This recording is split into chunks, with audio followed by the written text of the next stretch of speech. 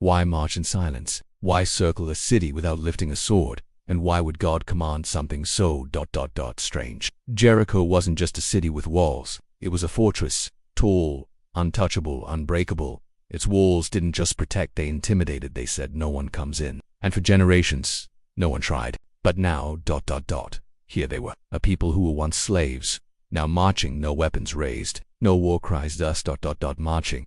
On the first day, Jericho's guards laughed from atop the wall. They've gone mad, they whispered. This is no war, it's a performance. And it was even the Hebrew soldiers questioned in silence. Really, Joshua, we're just walking. But Joshua had heard the voice, clear as thunder, gentle as wind. I have given Jericho into your hands. It wasn't a future promise. It was a completed truth. I have given. The walls still stood, but not to God. So they marched, 7 priests with ram's horns, the Ark of the Covenant behind, and the people silent. A silence that screamed, we trust, even if we don't understand. Jericho didn't sleep that night. Inside, the lamps flickered. Eyes stayed on the walls. They didn't attack, but they didn't leave either. Rahab, the woman in the window, knew, not with logic, but with her soul. She had hidden 2 spies. She saw fear in their eyes, but felt peace in their words. They spoke of a God who walked with these people. And now she believed. Day 2 came, and again, silence. Only the steps, the horns, the dust. No words, but the walls were beginning to hear. Day 3, a father in Jericho clutched his daughter. Day 4, a Hebrew soldier gripped his spear in frustration but didn't lift it. Day 5, Rahab stayed by her window. Day 6, even the skeptics watched. And on day 7, Joshua gave the command. 7 laps today, not 1-7. And at the end, shout. But until then, silence. Feet bled, sun scorched.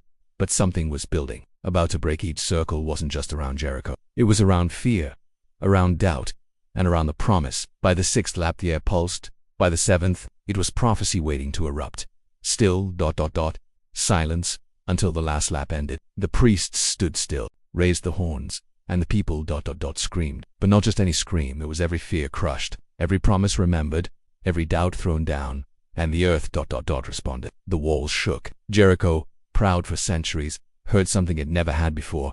Faith, making noise.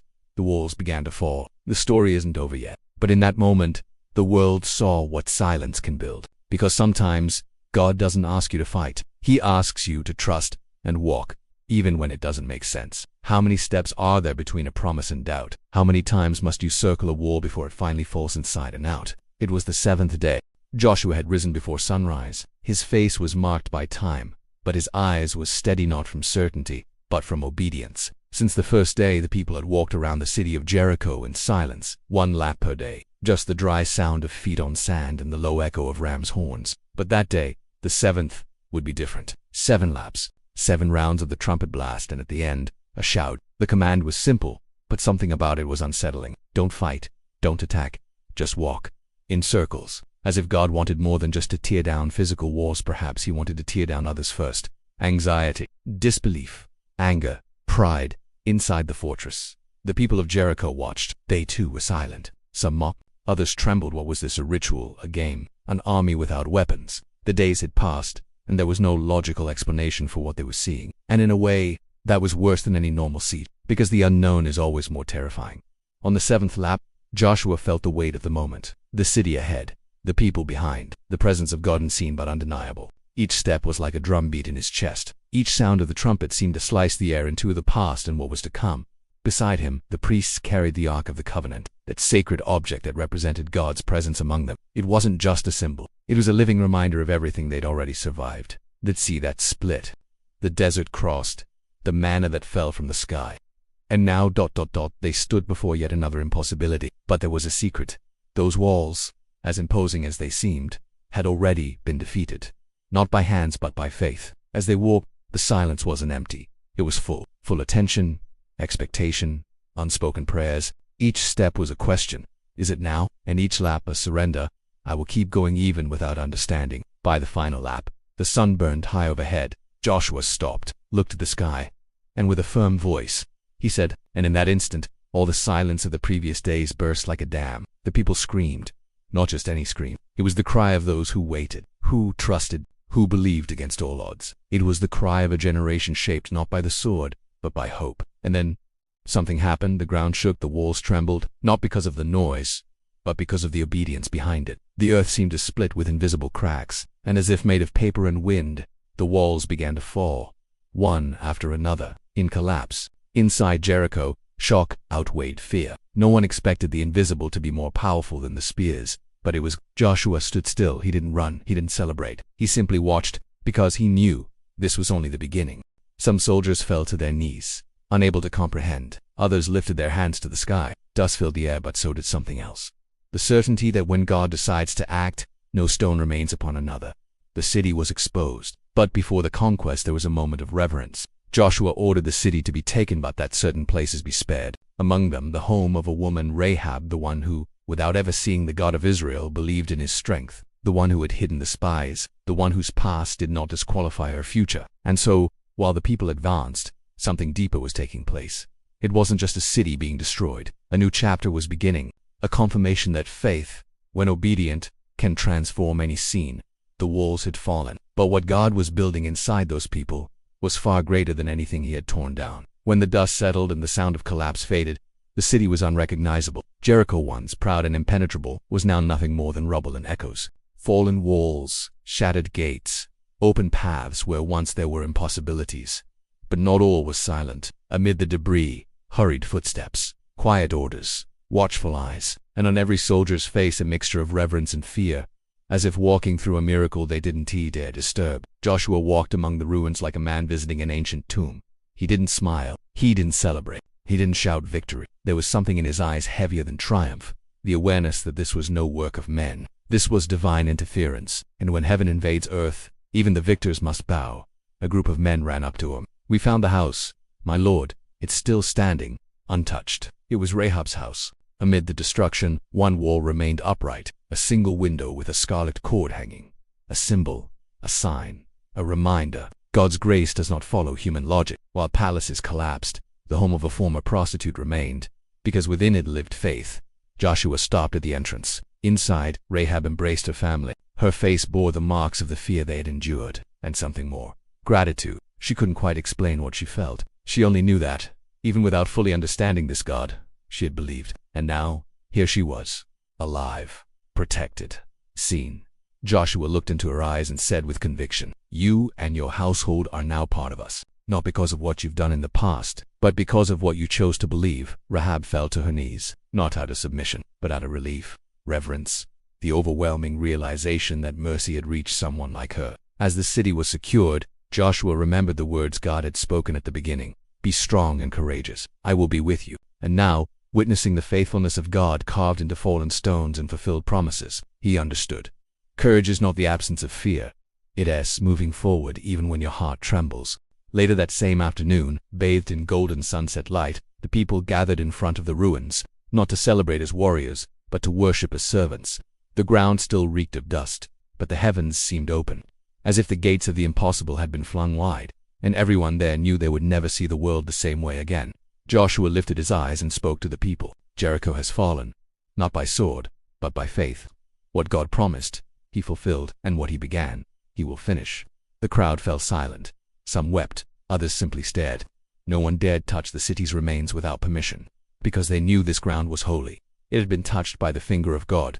Yet in the midst of it all, one question echoed in Joshua's heart. What comes after? What do you do when the impossible is now behind you? The answer came softly from within, like a breeze. You keep walking, because the journey with God doesn't end in victory. It only changes scenery.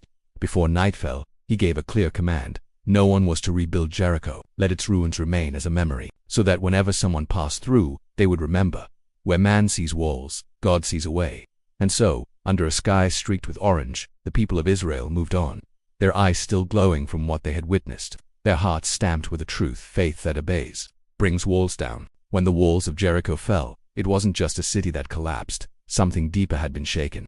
The invisible structures of fear, arrogance, and false security had crumbled too. The echoes of that final shout still vibrated in the ground days later. This wasn't about stone and mortar. It was a spiritual earthquake, and the world around them knew it.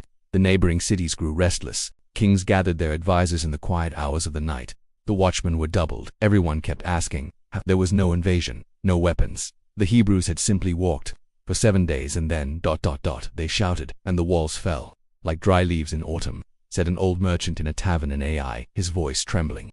In every town the versions changed, but the fear was the same. Some said the God of the Hebrews had breathed from the heavens.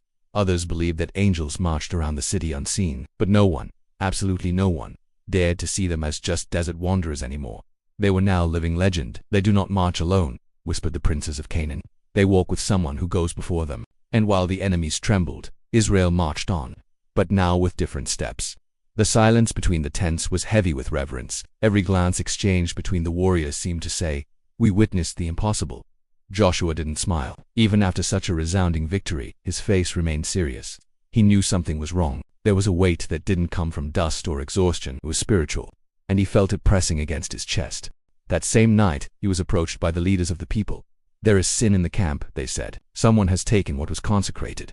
Joshua fell silent. The victory had been stained, not by enemies but by the hands of his own people. Someone had taken for themselves what should have been offered to God: silver, gold, a beautiful Babylonian robe, things that seemed precious, but carried a curse. He didn't yell. He didn't punish immediately. He just prostrated himself, face to the ground, and wept, as if Jericho's sound still echoed, because he knew the greatest walls were not made of stone. They were the ones built inside men's hearts. The next morning he gathered all the people, one by one, tribe by tribe, family by family. The process was long, painful, silent but inevitable. And when the guilty man was found, there was no rage, only sorrow. The people wept for him because they understood that sin wasn't only his, it belonged to all of them. It was a reminder that the promised land demanded more than courage, it required purity. By the end of that day there was no celebration, no shouts, only whispered prayers between the tents, and sorrowful songs by the fire. But within those songs there was truth, there was repentance. It was as if finally they understood. The greatest battle wasn't against walls, it was against their own hearts. Joshua, standing before the Ark of the Covenant, looked up at the stars, and deep within him a prayer formed. "Lord, do not let us win on the outside, if we are broken on the inside." From atop a nearby mountain, a spy from a rival city watched the camp. He expected to hear laughter and war cries, but he saw only a humble people, heads bowed, praying. He ran back. And when he stood before his king, he said, "They are not what we imagined. They do not fight like men, they weep before their God, and that is what makes them invincible." The ground was still trembling. A thick cloud of dust rose from the stones that were once mighty walls. The silence that followed the shout was so dense it felt like it held centuries of waiting. Jericho was on its knees, not by swords, not by strength, but by something no one could logically explain. The city fell, because someone believed in what God said, even when it sounded insane. Joshua stood still, eyes locked on what used to be an impenetrable fortress. He wasn't smiling, he wasn't celebrating, because what he saw wasn't just a victory. It was the fulfillment of a promise that had begun long ago, in the desert. It was confirmation that God doesn't forget. He simply waits for the right time to act. Around him the people started to move. Some ran to help the wounded. Others searched for their families. Many simply cried, because before their very eyes God had brought down what no man could ever tear apart. And it wasn't the shout. The shout was only the final response of a faith built in 7 days of silence. 7 laps, 7 days, 7 trumpets, and then a cry that ripped the sky. But the miracle began in the silence. It happened in tired footsteps, in the patience to keep walking without understanding. On the 4th day, when nothing changed. On the 6th, when many started to doubt. On the 7th, when feet ached and hearts nearly gave out. That's when God was watching, weighing hearts, listening to thoughts, measuring faith. The fall of Jericho was not just a physical collapse, it was the collapse of logic, human strategy, and the belief that victory always comes through might. God taught Israel and the world that faith in obedience is stronger than any army. As the stones settled and the echo of the trumpet faded into the horizon, Joshua knelt, not to be seen, but because he knew that moment was sacred. "Lord," he whispered, "may we never confuse victory with merit. It was your power, not ours." That night there were no parties, only fires lit and quiet prayers. Some told the children what had happened. Others just stared up at the sky in silence. Near one of those fires, a woman watched from a distance. Her name was Rahab. She saw the city fall, but felt no fear. She felt relief. For the first time in her life, she was on the right side of history, not because she deserved it, but because she believed. "Everyone here knew about your God, but few believed like I did," she told a neighbor. Rahab, the prostitute, was now part of God's people, not by strength, but by faith, like so many others who would come after her. Meanwhile, in nearby cities, the kings asked themselves, how do you defeat a people with God on their side? There was no answer, because you don't fight the will of heaven with human weapons. At dawn, Joshua gathered the people. He asked for silence, and he said, "Jericho has fallen, but don't celebrate the end. Celebrate the beginning." Because the same God who brought down walls now wants to build within us a new people, holy, aligned, obedient. That day, the people understood this was not just about land, it was about transformation, about aligning the heart with heaven, about trusting even when you can't see. The story of Jericho's fall doesn't end with stones on the ground. It ends, or rather, begins with a people who witnessed the impossible before their very eyes. A people who now knew that with God, no wall is eternal, no silence is wasted, no obedience goes unseen. If this story moved you in any way, subscribe to the channel, because there are walls inside of us too, and they can fall. Just like in Jericho, what God is looking for isn't strength, but faith. What happened that day was a message. He still brings down the impossible.